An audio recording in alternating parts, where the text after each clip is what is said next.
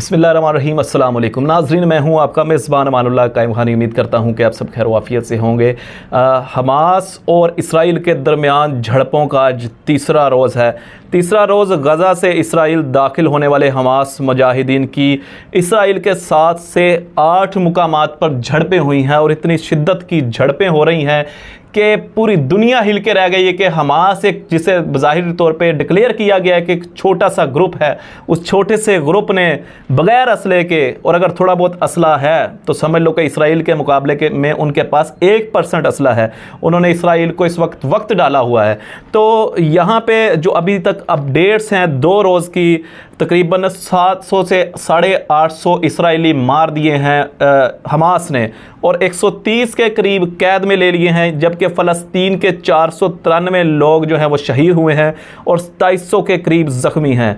खुरम भाई, मेरा आपसे सवाल है यहाँ पे कि इसराइल की एक स्कूल पे बमबारी की गई इसराइल की जानिब से, जबकि आपने देखा कि फ़लस्तीन वाले किस तरह प्रोटेक्ट कर रहे हैं माशरे के अंदर। अगर कोई खातून होती है उसे किस तरह प्रोटेक्शन देते हैं, इंसानियत के अला मिसाल कायम कर रहे हैं। लेकिन इसराइली क्या कर रहे हैं यहाँ पे कि एक स्कूल के अंदर इन्होंने बमबारी की है और उस स्कूल के अंदर जो फ़लस्तीनी थे उन्होंने पनाह ली हुई थी। 225 के करीब फ़लस्तीनी जो थे वो शहीद हो चुके हैं और तकरीबन 159 इमारतें तबाह हो चुकी हैं। 1,23,000 फ़लस्तीनी इस वक्त बेघर हैं। क्या समझते हैं इस वक्त जो स्कूल के ऊपर बमबारी की गई इस नीयत से की गई? क्या पता स्कूल में बच्चे भी हो सकते हैं, लेकिन चूंकि जंगी मामला थे, चलो समझ लेते हैं कि बच्चे उसमें मौजूद नहीं थे, लेकिन उन्हें इस चीज़ का आइडिया था कि इर्द गिर्द की सारी इमारतें तबाह हैं, यहाँ पे फ़लस्तीनियों ने पनाह ली हुई है।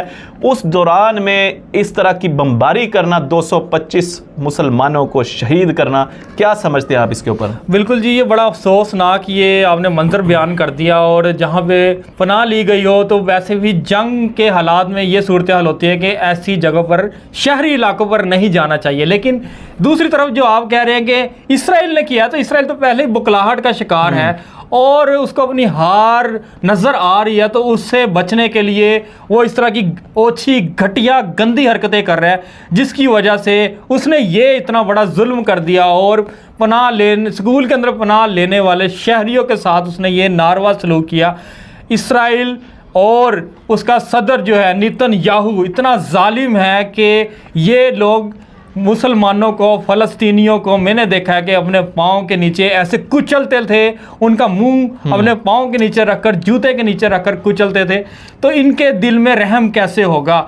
अब बात तो ये आ चुकी है कि इंटेलिजेंस एजेंसी नाकाम हो गई है। जिस मुल्क का इतनी बड़ी एजेंसी वो नाकाम हो जाए, जिस मुल्क को, इसराइल को, मैं मुल्क तो कहूँ ना, मैं तो कहूँगा कि इसने गासपाना इसराइल ने जो फ़लस्तीन में कब्जा किया, हमने तो इसको ता मर्दे जो ता क़यामत हम इसको तस्लीम नहीं करने वाले। लेकिन अब जो इसराइल की सूरत हाल है, दूसरी तरफ फ़लस्तीनी जो है वो शहरी इलाकों में जब जाते हैं इसराइल के, तो वहाँ पे एक मोहब्बत का पैगाम देते हैं और अपनी गन्ने तक जो है वो माएँ बेटियों के हाथ में रख देते हैं कि हम आप पर असला नहीं चलाएंगे, क्योंकि जंग में ये सूरत हालत है कि बच्चों और ख़वातीन पर हमला नहीं किया जाता। लेकिन इसराइल, अमेरिका, भारत, ये जितने भी जालिम ममालिक है जो कि अपनी दादागिरी कायम करना चाहते थे, अल्लाह ताला ने इनको दिखा दिया, नेस्त नबूद कर दिया। और ये इसराइल पर अल्लाह का अज़ाब आ चुका है कि इस आज जो है इसराइल अपनी जान बचाने की कोशिश कर रहा है। इसराइल की सदियों मेहनत पे पानी फेर दिया हमास ने। आज यहाँ तक ये इस मकाम तक ये सूरत हाल आ चुकी है।